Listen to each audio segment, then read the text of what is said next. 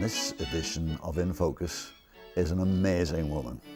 Dianne Andrews is an extremely experienced sailor, a successful entrepreneur, an artist, musician, diarist, author, fundraiser, and enthusiastic skier. And when she gets the time, she's also pretty good at golf. Dianne, you're very welcome to In Focus. We're here to celebrate the launch of your 4th book. And it's called Sailing Through Life. It's a fascinating social history over 8 decades. It doesn't look as if you could write something over 8 decades, but you did, and it's amazing. Decades in which you worked hard, sailed harder, and lived life well. The book was launched in Killyleagh, under the shadow of the castle, in view of Strangford Lough, at the Sir Hans Sloane Centre. How do you think the launch went for you? I was very pleased to see some of the crew who'd sailed with us many years ago, and they were delighted to have the possibility of getting one of my books. And we had a lot of people arrived, and there was great atmosphere. And also I had a number of paintings which I put round the walls to try and raise some money. The books were to raise money for the RNLI, and the paintings were to raise some money for the Ukraine crisis appeal. Must have been some fabulous reminiscences. What were your favourite ones? Oh, well, I could start right when I was a very young child on a holiday in Donegal, where a friend of ours had a little canvas fold-out dinghy with a sail, and one of the ex-crew members had a picture of that very little dinghy, and she showed it to me, and she said, I didn't realise the history of it till I read, I've heard about this from your book. But it was a lovely looking day, and Philip Bell, who owned the collapsible dinghy, he said, would you like to go out and sail in it? I think I was about 11 or 12 years old. So I said, yes, that'd be great fun. So we set up the dinghy with the sail, and out I went into the bay, sailing along, and suddenly there was a huge cloud came over the bay. The rain came on, the wind got up, and I could sense that I was in danger. So I thought, what can I do? There's no rescue boats here, there's nothing, nobody can help me, it's up to me. So I let the sail down into the boat, and I lay down on my back, and the boat was very small, just about the length of my height. Lay down in the boat, and it was rocking all over the place, and I could sense that on the shore my parents and Philip Bell were getting extremely anxious about what was going to happen. So eventually, luckily the wind wasn't driving me too far offshore, but it wasn't taking me near the beach. So I waited, and it died down, and eventually I managed to get the wee oars out and row myself back into the shore, and there was a great sense of relief from everybody. I mean, Sheephaven Bay is a very dangerous bay. Oh, I'm it is? amazed that you had the confidence after that, A, well, to rescue yourself, which was brilliant, but B, to go on sailing.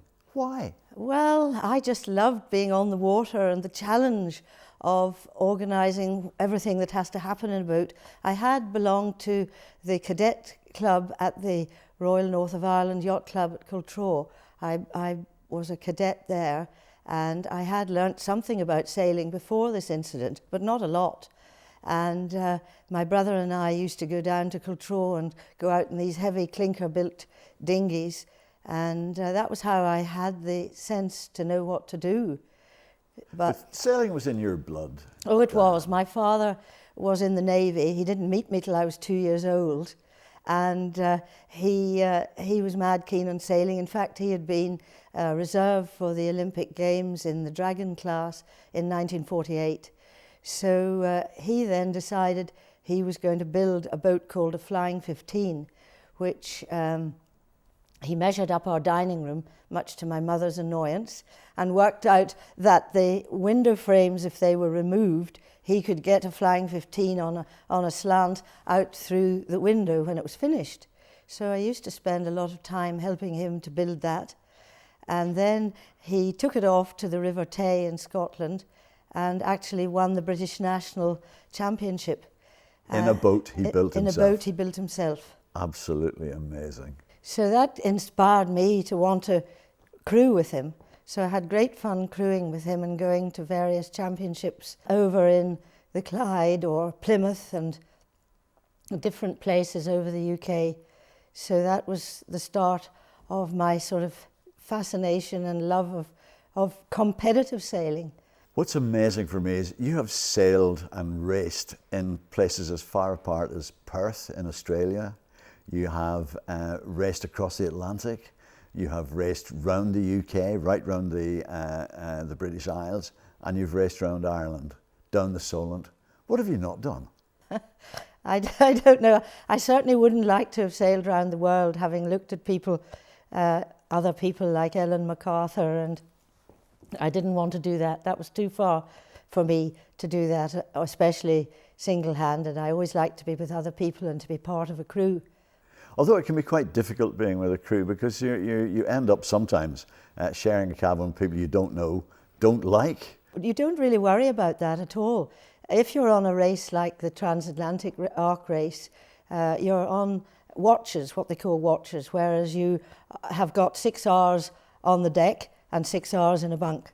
And you might be sharing that bunk with somebody else, not at the same time, obviously, but it's called hot bunking. And you do your 6 hours, you get out of your bunk and up you go on the deck, and whether it's the middle of the night or whatever, that's what you have to do. So that's quite a challenge.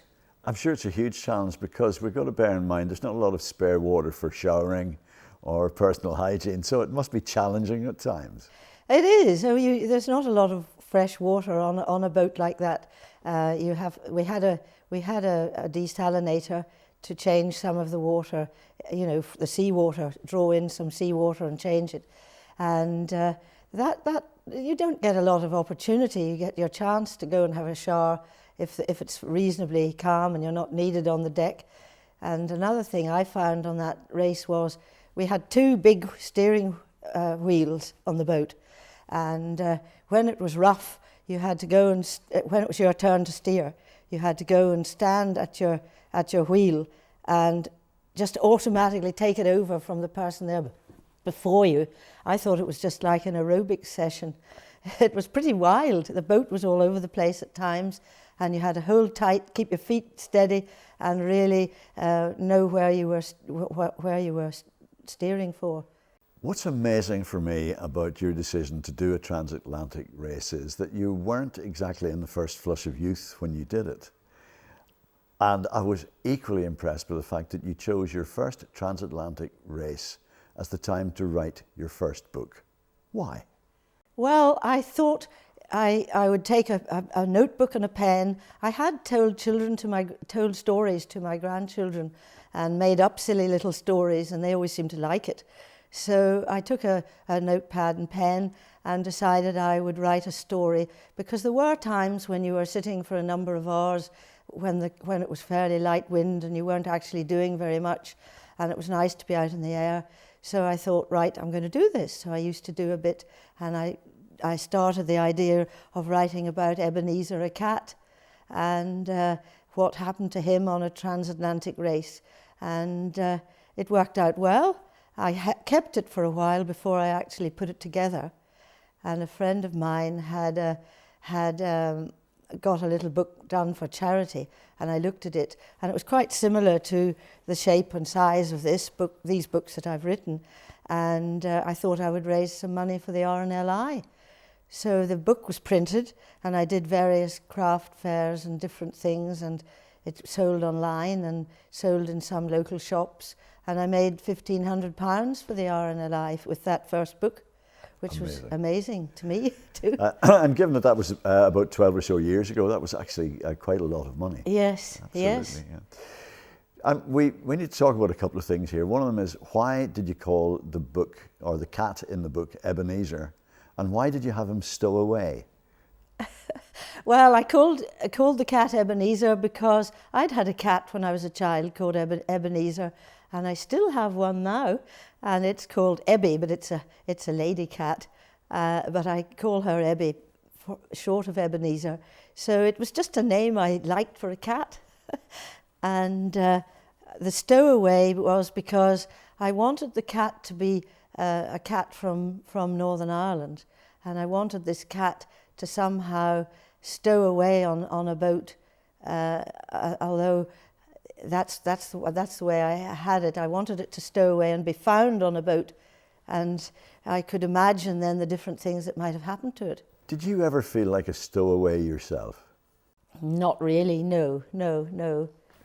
The fascinating thing also about this book, in fact about the 3 children's books, is the fact that you look at flags, signalling by semaphore, you look at teaching people Morse code, and you teach people the NATO phonetic alphabet. And the book, I guess, aimed for 7 to 8 year olds? That's right, yes. Yes, I thought it would be a good idea to make something that was actually informative about boats and sailing in the book. So that was why I put that in. I was also fascinated by the fact that you set up your own publishing company to do this. And I wondered, just for people who are thinking about doing books themselves, is that something you had to do, or was it something you chose to do? Well, every book has to be registered. Every published book has to be registered, and it has to have an ISBN number. So to apply for the numbers for your book, you have to have a publisher. So it's a good idea to get 10 numbers. You need to set up, as I said, a name. So I called my publishing company Porthole Books. So that was how that evolved. Pretty appropriate, Porthole Books. Yes. Of course, we're here today to talk about sailing through life. And everything that we're talking about now has come up in your book, Sailing Through Life. It's a fascinating study of the times that you were born in, which was during the war. That's why your father didn't meet you till yes. You were 2, because he was away in the Navy fighting yes. the war. So it talks about everything from food rationing all the way through to what's happening now in the 90s, the noughties, and an amazing study of the life of its time. Did you ever think you'd be a diarist? No.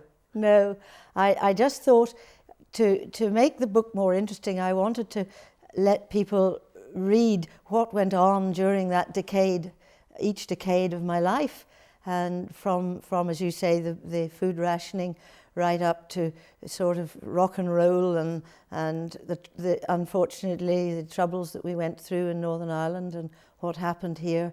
And having been at school in England, I always used to think I wouldn't want to live in Northern Ireland because of the things that went on here over the decades. But I wanted people to know, what else could be done as well during that time, so that you could go off and forget about the bad things that were happening, and go off in a boat, and all you had to worry about was your navigation and your tides, and the racing was so important to me. I'm afraid I wanted to be a winner, not a grinner. Yeah, I picked up that phrase in your book, and I was absolutely fascinated by it. I'd actually misread it, perhaps. No, it's winners or grinners. Are yes. grinners. And I wondered then if losers were snoozers. I don't know. Last time somebody said that to me, Dianne, in that context about not knowing what losers were, was Lady Mary Peters, because she's not used to losing either. That's right. Where did you get the competitive spirit from? Oh gosh, I always wanted to win things, but I didn't really think that it would be a career in that would involve so many other people, which was wonderful to be able to take a crew to Antigua, or to take a crew to Malta, or to take a crew, or go with a crew around Britain. And then our cruiser racing at Cowes, we had all these young people who were involved, and we were able to give them the thrill of winning. And we used to get quite a lot of things like decanters and tankards and things, and we always used to list the crew, and they would be given the keepers that we got, so that they felt part of it, and they were delighted to be given a tankard or a decanter or whatever we had won. You've recycled most of those trophies. You've handed them on so that other clubs and organisations can present them to aspiring competitive people. That's what we did. We found out that glass could be, the engravings could be erased and they could be represented, and we gave a lot of them away, and that we felt good about doing that rather than just keeping them ourselves. I'm wondering where your competitive spirit came from. I know it was certainly had to be engendered when you crewed for your father in Yes. that homemade Flying 15. That's right. Tell us a little bit about those days. Those days were fun. I went off with my dad, much to my mother's annoyance, when I was young, too young really to be going to adult events where there was a lot of adult parties and things, and my mother said, "Now you look after her. Don't let her out of your sight." So the first time we went over to Scotland, he had booked me a room in the Royal Northern Yacht Club, which is a lovely big old building. We arrived and my dad said, "Right, we've 2 rooms booked, one for me and one for my daughter." And they said, "Oh, no, women aren't allowed to stay in this yacht club." And he said, "Well, I'm sorry, I can't stay here unless she stays with me because I need to keep an eye on her." So we managed to persuade them to let me stay, and had great fun crewing. And then one evening after one of the parties, my father went to bed and he couldn't find me, and he sort of said, "You know, the door's locked at 12 o'clock." So I was back at the club at about 5 minutes after 12, found the door locked, and had to throw a stone up at the window of his room, and he was very irate at me being late. However, I was allowed in, and that was fine. I'm glad you found the right window to ping. That could have been embarrassing. Well, I had that worked out in advance. Oh, you knew you were going to do it? Oh, I didn't know, but I needed to know in case I was late. And then another occasion, we went down to Plymouth with the Flying 15, and it was a very rough day, and the racing was cancelled. So we were sort of hanging about, and this young guy came up and said to my dad, "Could he take me for a game of golf?" So Dad said, "Oh yes, you can take her for a game of golf if you like." So we started off with the golf. I didn't know much about golf in those days, but he deliberately hit a ball into a bunker and said, "Oh, we better go and look for this ball." So we went, and I was sort of climbing into the bunker, and then he grabbed me and kissed me, and I said, "I didn't come here for this," and I ran away all the way back across the golf course back to my dad and said, "Don't let me do that again." Amazing in a number of different ways, but the surprising thing for me, of course, is the fact that you still, despite that bad start to your golfing career, persevered and got on with golfing anyway, albeit at a later stage. Yes, at a much later stage, when I retired, I thought golf's the game to play. So I joined up with the golf club actually started at Ringdufferin, which was a lovely wee course down near Killilea, and they had a lot of very nice people that taught us, my husband and I, to play golf. And then I moved to Rockmount and got more involved and began to play a bit better. And I was asked, first of all, to be captain of one of the teams. And I wasn't a playing captain, I was organising it, which brought me back to organising a crew and sailing. So got the team selected, and we got through all the rounds, and we ended up in the All-Ireland finals with the team. And we were able to go down to Castletown near Wicklow, and the girls played really well. But unfortunately, we didn't actually win. We were runners-up in the All-Irelands in that team, which was great fun. Now, some people would be delighted to come second in a national competition, but you were actually a wee bit disappointed, weren't you? Oh, they were, yes. But that wasn't the only disappointment, because the next, I think it was the next year, I was actually playing in what they call the challenge team, which is for well, let's say, golfers with handicaps in the 30s, you know, not wonderful golfers. But we were going like anything through all the rounds and getting further and further towards the end of it. And we got into the All-Ireland finals in that. And I was actually playing in it, and I couldn't believe it. And we went down to Mullingar for the finals. and we set out, and everything went all right. And I luckily won my match, which I was thrilled about. But the unfortunate thing was we needed 3 wins out of 5, and we only had 2. So the other girl was coming up the 18th with the possibility of winning, but there was a lake just in front of the 18th green, and unfortunately her ball landed in the lake and not on the green. So again, we were left with, second place, but that was fun. Absolutely, and as I'm talking with you, I'm recognising that gentlemen don't ask ladies their age, and ladies are seldom that keen to reveal. But one of the fascinating things about your story, Dianne, is that age has never seemed to be a barrier for you. You've always done the best you could at whatever stage of your life you've been at. Well, that's right. I've always tried my best, and having got married very young and then deciding I wanted to actually have a career, and I needed to do something where I would have the holidays to go off to sailing events. So I decided that I would go to Stranmillis, and I thought, well, I'll only last 3 years for the certificate, but I actually was invited to do the degree, which was great. And then I moved on into teaching in Glenlola in Bangor. You've had 2 successful careers, not just the teaching, which was successful, but also you set up your own company. Yes. To sell and distribute sports clothing and leisure clothing and sailing equipment right across Ireland. Yes. Where did that idea come from? I don't know. I just decided that teaching was all very well, and I'd got as far as I could with my teaching, and actually helped the girls to build a mirror dinghy, which was amazing, and had set up a sailing club at the school. And then I thought I'd really like to do something else. So I thought agencies were a good idea, to see if I could get some agencies, especially in the things that I was interested in.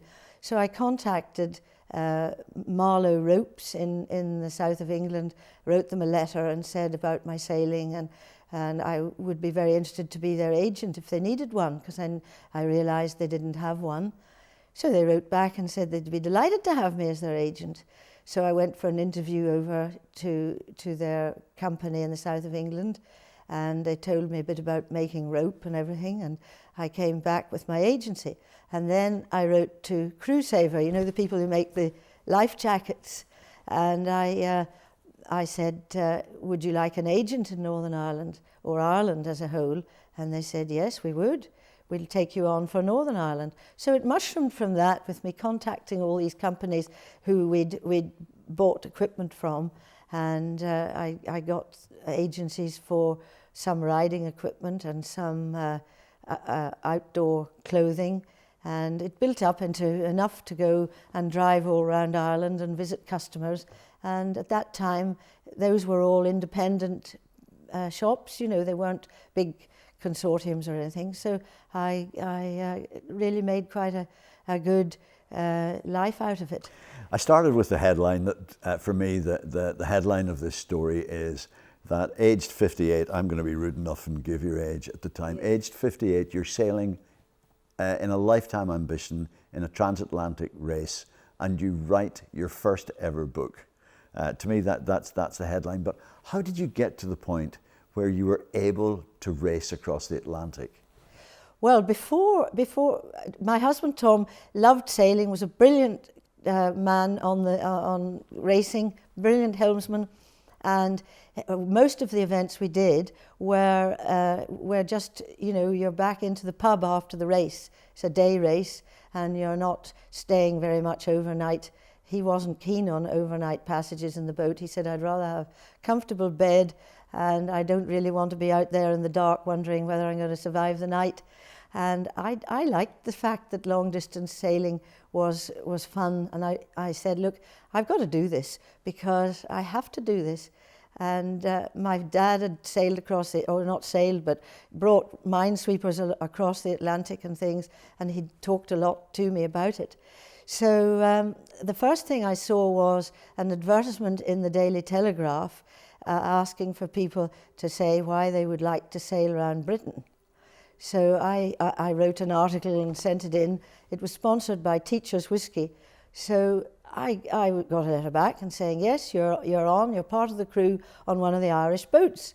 So I set off on that with there were 6 boats or was it 8 boats? There was England, 2 for each country anyway, and we set off round Britain, and that was quite an experience. Of course, you were sailing through the night, and you stopped off in some places where they had receptions for us, and there were some very scary things that happened in that.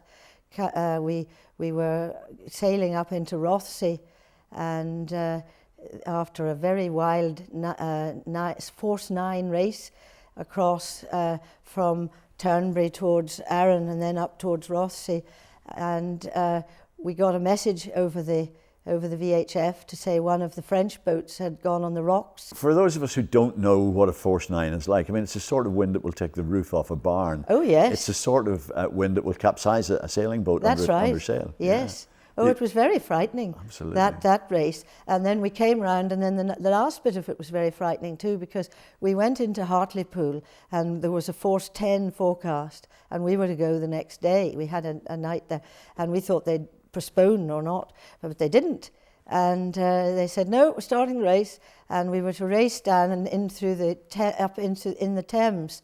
And the Thames is renowned for having a lot of sandbanks in the river. We were to come right up into the Thames, and it was very scary. I was navigating for a bit on my watch, and I was telling them when to turn to avoid each sandbank. And one of the crew members who came on after me, he was the other navigator, and I just got into my bunk, and he shouted at the helmsman, turn round here, turn here, come on, we've got to go the other way. And I leapt out of my bunk and I went over and I said, you do realise the chart table or the navigation table in this boat is facing the stern, and you're going to turn us straight onto a sandbank. And that's the sort of thing you don't think about. You look at a map and you go, that's facing the right way, I want to go this way. That's but right. in actual point of fact, it was he needed to go the other way. Yes. Yeah. Yeah, so that was scary. You would never imagine that we are looking at a book that covers 8 decades because of the amazing things that have happened in those 8 decades. What I wanted to reflect on, there are a couple of major things that happened for you. And one of them was you became the first lady Commodore of the Strangford Lough Yacht Club.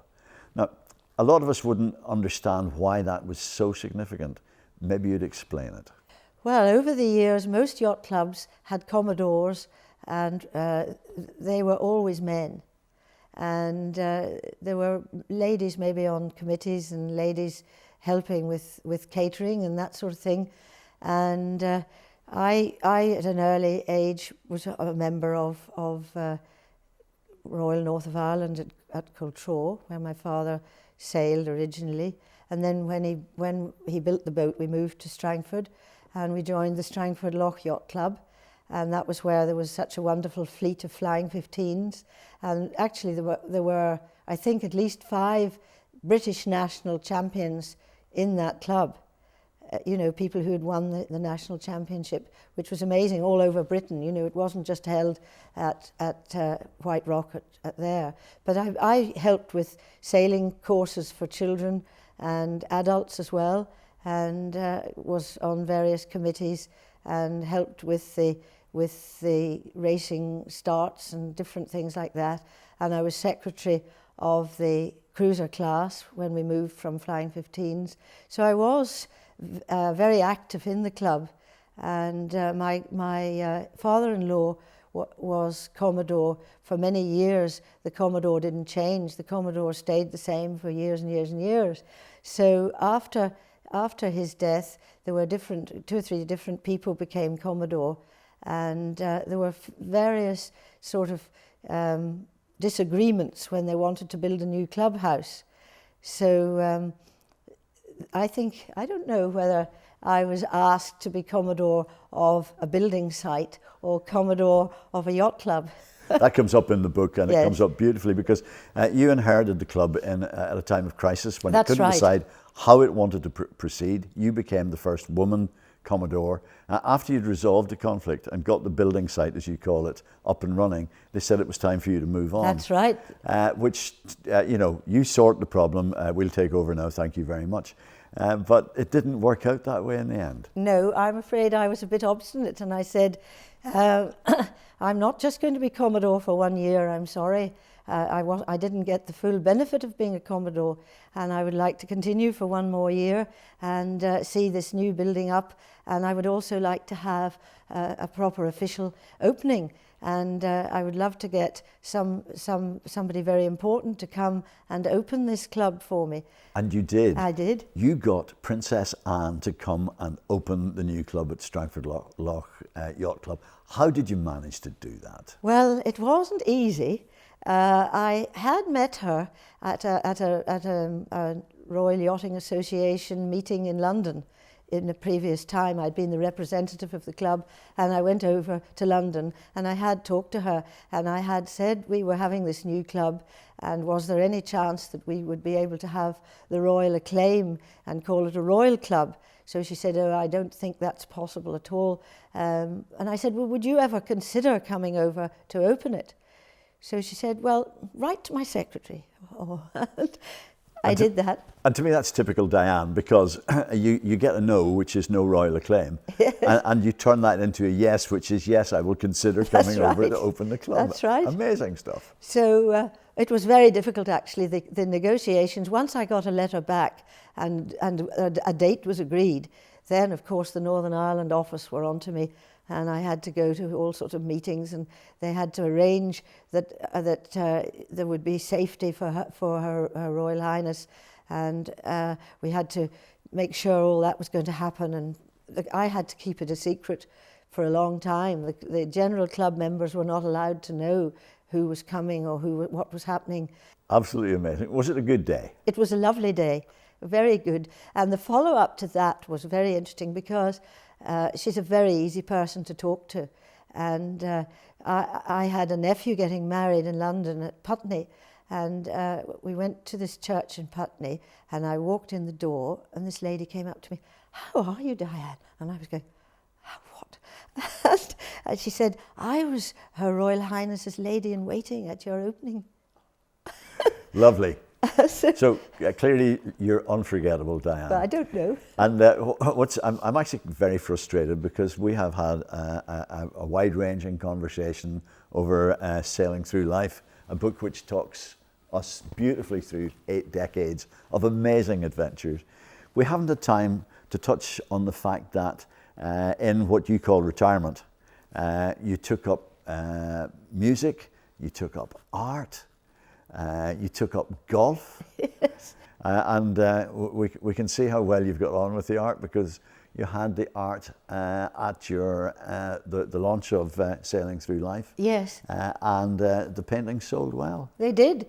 They were. I wanted to. I have entered paintings into exhibitions and things, and sold a few. But I wanted to sort of pass on all these paintings that were hanging up at home in my showroom place, and I thought, yes, I'm going to bring all my paintings to Killyleagh and sell them and make some money. So I did. I just told everyone to take a painting and give me £10 for the Ukraine crisis appeal, and I made 300 for that.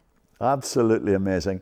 Dianne Andrews, you've written a book called Sailing Through Life. You have sailed through life, but you haven't cruised, you haven't drifted, and you have had a wonderful, fulfilling life. Thank you so much for sharing it with us now on NVTV, on In Focus, and also for sharing it with us in Sailing Through Life. Thank you so much. Thank you.